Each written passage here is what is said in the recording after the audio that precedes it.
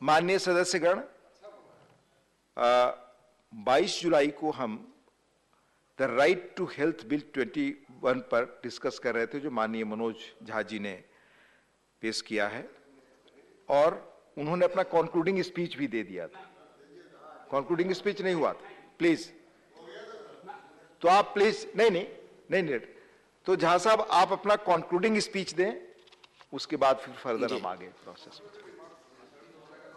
धन्यवाद उपसभापति महोदय। मेरे एकदम कितना मिनट बता दीजिए, मैं उतना ही बोलूंगा। नहीं, कृपया झा साहब आपस में बात करने के बजाय चेयर की तरफ से बात करें, प्लीज। सॉरी सर, माफी चाहता हूं। मेरी मंशा कतई नहीं थी कि मैं चेयर के बिलग जाकर के अपने साथियों से बात करूं, लेकिन मैं सबसे पहले तो सर आपके माध्यम से सदन का धन्यवाद करना चाहता हूं। तकरीबन तीसरा दिन है आज, इस पर बहुत लंबी बहस हुई, काफी सार्थक बातचीत हुई। सदन में कोई भी ऐसा सदस्य नहीं था जिसको इस बिल की भावना से कोई विरोध हो। ऐसा संसदीय लोकतंत्र में कम अवसर ऐसे होते हैं जब विरोध की गुंजाइश बिल्कुल नहीं होती है, बल्कि सभी साथी किसी न किसी प्रकार से उन्होंने इस विषय पर इसके विस्तारीकरण की बात की, इसके अंदर कुछ ऐसे बिंदु मुझे बताए जो मुझे और समाहरित करने चाहिए थे जब मैंने बिल बनाया था। तो जाहिर तौर पर मैं सबसे पहले आपके माध्यम से सारे सदस्यों को धन्यवाद करना चाहता हूं, शुक्रिया अदा करना चाहता हूं। सर, जिस शिद्दत से आज हमारे भाजपा के साथी यूनिफॉर्म सिविल कोड को लेकर के, जो कि बिल इंट्रोड्यूस हो चुका है, मैं चाहूंगा कि उसी शिद्दत से आप इस बिल के बारे में भी वही नजरिया रखें, क्योंकि यूनिफॉर्म सिविल कोड पर हमारा आपका विरोध था, विरोध है और विरोध रहेगा। लेकिन राइट टू हेल्थ पर हम में से किसी ने भी, जिसने हाल के 1 वर्ष पूर्व जब हमने कोविड की विभीषिका देखी, हमने ऑक्सीजन के लिए हाहाकार देखा, हॉस्पिटल बेड के लिए हाहाकार देखा, इसी सदन में चर्चा हुई और सारे सदस्यों ने अपनी कलेक्टिव हेल्पलेसनेस को कई दफा महसूस किया। ईश्वर न करे वो क्षण इस देश को फिर देखना पड़े, ईश्वर न करे उस तरह की हाहाकार की परिस्थितियां पुनः पैदा हों इस देश में। लेकिन उसके लिए क्या आवश्यक है? मैं धन्यवाद करना चाहता हूं माननीय मंत्री जी, वो मुझसे कह के गए, उन्हें कहीं जाना था। हमारी एमओएस बैठी हुई है, संजीदगी से भरे हुए लोग, लेकिन चिंता ये सामूहिक होनी चाहिए। सर, मैं क्यों कह रहा हूं, हमारे कई बीजेपी के भी सदस्य और अलग अलग दलों के सदस्य ने आंगनबाड़ी और आशा कर्मियों की बात की और कहा कि ये फ्रंटलाइन वर्कर्स के लिए तालियां बजी, फ्रंटलाइन वर्कर्स के लिए अन्य तरह के समारोह हुए। लेकिन सर, वो फ्रंटलाइन वर्कर्स जिंदा इंसान हैं, वो तालियों से उनका पेट नहीं भरेगा, सिर्फ उनकी वाहवाही होगी, उससे उनके घर की चिंताएं खत्म नहीं होंगी। आंगनवाड़ी वर्कर, आशा वर्कर आपके हेल्थ का पूरा बोझ ढोते हैं अपने कंधों पे। उनके कंधे पर जो बोझ है वो दिनों दिन बढ़ता जा रहा है। Sir, they are overworked and underpaid, काम इतना ज्यादा, और उसके एवज में उन्हें हम क्या दे रहे हैं? कोई सोशल सिक्योरिटी नहीं, कितना मानदेय? पीनट्स। ये नजरिया आपको राइट टू हेल्थ के विस्तारीकरण और उस गोल तक पहुंचने में मदद नहीं करेगा। ये मैं आपके लिए नहीं कह रहा हूं, ऐसा नहीं कि राइट टू हेल्थ पर पहली बार, जबकि मैं इस पर रिसर्च कर रहा था सर, बमुश्किल 10-12 मिनट लूंगा, खत्म कर दूंगा। इस पर जब मैं रिसर्च कर रहा था तो संविधान सभा की बैठकों में भी चर्चा हुई। खास करके एक व्यक्ति जिनके बारे में बहुत कम लोग जानते हैं कि उन्होंने पब्लिक हेल्थ सिस्टम के बारे में क्या कहा, मैं बाबा साहब को इस बहस में लाना चाहूंगा। बाबा साहब का नजरिया बिल्कुल साफ था कि public health system, social security के बगैर नागरिक का सबलीकरण नहीं हो सकता। और आज हमने उस छोटे से फॉर्मूले को भुला दिया है, उसको वापस लाने की जरूरत है। और मैं समझता हूं माननीय मंत्री जी ने एक बात कही, मैं सहमत हूं कि बजट लगातार बढ़ा रहे हैं। मंत्री महोदय हैं, माननीय उपसभापति महोदय, ये जो आंकड़ा है ना, इस आंकड़े का व्याकरण अद्भुत है। मेरी सैलरी, मैं विश्वविद्यालय से लेता हूं, मेरी सैलरी बढ़ी, मान लीजिए इंक्रीमेंट लगता है तो वो बढ़ा एक साल में। अब उस इंक्रीमेंट को आप इन्फ्लेशन के इंडेक्स में देखिए। आप अगर एलोकेशन का रियल टाइम वैल्यू जज करेंगे ना, तो आपको लगेगा कि it is too little and even too late. तो आंकड़ों को लेकर के कहेंगे कि यूपीए के दौरान इतना था, हमने इतना बढ़ाया, बाकी इंडाइसेस को सामने रखिए और तब कहिए। और दुनिया के गरीब गरीब मुल्क सर हमसे ज्यादा खर्च कर रहे हैं, हमसे गरीब हैं, लेकिन हेल्थ में उनका एक्सपेंडिचर हमसे ज्यादा है, क्योंकि वो जानते हैं कि जब तक पब्लिक हेल्थ पैरामीटर्स को दुरुस्त नहीं किया जाएगा, आप कितनों रेटोरिकल चीजें कर लें, वो जमीन पर कभी भी नहीं आ पाएंगी। सर, ग्रामीण भारत हमारी चर्चा से अक्सर विलग रह जाता है। मैं माननीय मंत्री साहिबा से आग्रह करूंगा, देखिए अक्सर क्या होता है कि आप जब किसी हॉस्पिटल को विजिट करते हैं तो पहले से जानकारी होती है, किसी क्या कहते हैं पीएससी को विजिट करते हैं, पहले से जानकारी होती है। हम सुना करते हैं राजा महाराजाओं में, ना मेरा यकीन है और ना मैं चाहता हूं कि उनका उदाहरण दिया जाए, लेकिन सुनते थे किसी हिंदुस्तान में कुछ राजा महाराजा होते थे जो वेश बदल करके जाया करते थे निरीक्षण करने के लिए। वेश बदल करके जाइए, एकदम पूरा का पूरा।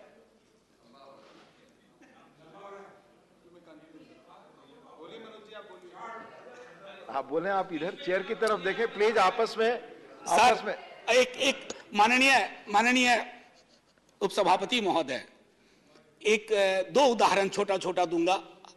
अटल जी, एक दिन अटल जी बोल रहे थे, कांग्रेस के कुछ सदस्यों ने टोका कि अटल जी इतना लंबा बोल रहे हैं। बोला, बिना प्रिपेयर करके आया हूं, प्रिपेयर करता तो छोटा बोलता, बिना प्रिपरेशन के बोल रहा।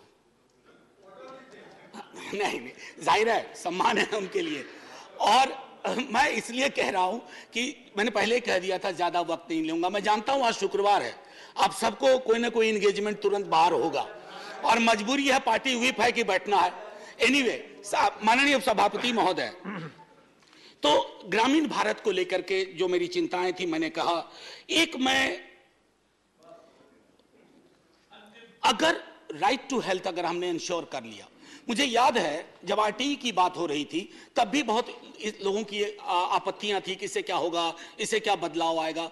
जब आप किसी चीज को इस तरह से लेजिस्लेटिव फ्रेमवर्क देते हैं तो उससे क्या होता है ना कि अन्याय जो लोगों के साथ दर बदर होता है अलग अलग स्तर पर।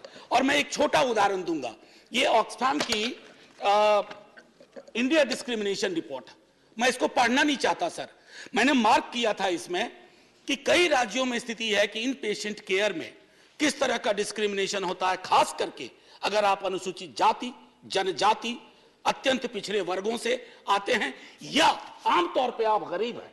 अगर मैं वर्गीय श्रृंखला की बात करूं, ये विस्तार में ये रिपोर्ट बताता है। मैं माननीय मंत्री जी को ये रिपोर्ट भेज दूंगा ताकि आपके माध्यम से इस पर नजर पड़े, तो इस पर कुछ चर्चा हो कि आखिर डिस्क्रिमिनेशन के कितने लेयर्स हैं और कैसे हम इम्यून होते जा रहे हैं।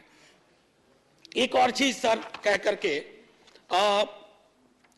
What I wanted to actually say sir, जब मैंने कहा कि legislatively guaranteed right will make access to health legally binding and ensure accountability. दवाई की बढ़ती कीमतों के बारे में मैंने पहले भी कहा था, दोबारा कह रहा हूं, मेंटल हेल्थ, मानसिक रोग को लेकर के बहस में भी कम चर्चा हुई थी। मेरा उद्देश्य था कि इस पर व्यापक चर्चा हो, क्योंकि कोविड पेंडेमिक के बाद मेंटल हेल्थ के केसेस में बाढ़ सी आई है और उस बाढ़ की वजह से सर एक बड़ी आबादी है जो अफोर्ड नहीं कर सकती है। इंश्योरेंस कंपनियां हैं, उनसे आप कभी बात करके देखिए, रैंडम चेक करवाइए, कई सारे जो मेंटल हेल्थ एलिमेंट हैं उनको वो क्लेम में आने ही नहीं देते हैं। ये सारी चीजें मैं समझता हूं कि अगर हम इस पर चर्चा करें। फ्रंटलाइन वर्कर्स के बारे में मैंने आपसे कह दिया, सिर्फ इतना कहूंगा कि सुप्रीम कोर्ट ने भी अप्रैल 2022 में पेमेंट ऑफ ग्रेच्युटी एक्ट को कहा था एप्लीकेबल करो आंगनवाड़ी सेंटर्स में। ये मैं माननीय सर्वोच्च न्यायालय के माध्यम से कह रहा हूं। और एक आखिरी टिप्पणी करके खत्म करूंगा, ये जो लाभार्थी है, ये लाभार्थी शब्द बहुत प्रचलित हो गया। Are people are not are beneficiaries, They are the citizens of this country, part of the paradigm which is called welfare state. और welfare state में ये लाभार्थी की संज्ञा कि ये लाभार्थी है, कोई लाभार्थी नहीं है सर। मैंने बार बार कहा इसी सदन में, बड़े कोई भी पार्टी, आजकल तो कंपटीशन चल पड़ा है, मुफ्त मुफ्त मुफ्त। अरे मुफ्त कुछ नहीं है, उसका टैक्स है, किसी भी फॉर्म में हो, आप उसके टैक्स का एक मिनिमम रिलीफ दे रहे हैं, इसको मुफ्त मत कहिए। और ये बेनिफिशियरी के नजरिए से मत देखिए, राइट के नजरिए से देखिए, अधिकार के नजरिए से देखिए। सो